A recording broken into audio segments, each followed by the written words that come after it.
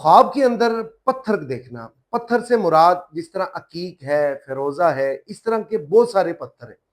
ہر پتھر کی ایک اپنی تعبیر ہے، اور جو حضرات پتھروں کی شوقین ہیں، جس طرح وہ انگوٹھیوں پر پتھر لگاتے ہیں، اس میں جو ایک فروزہ ہے،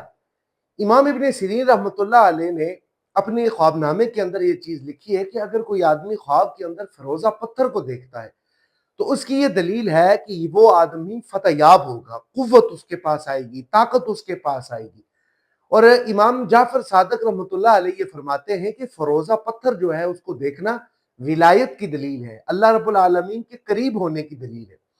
اگر کسی شخص نے خواب کے اندر فروزہ پتھر کو دیکھا تو اس کا یہ مطلب ہے کہ اس آدمی کے پاس مال و دولت آئے گی۔ اگر اس کی عزت کم ہو چکی ہے، اگر اس کی عزت ضائع ہو چکی ہے، تو اللہ رب العالمین اسے ایک مرتبہ پھر دوبارہ عزت سے نوازیں گے۔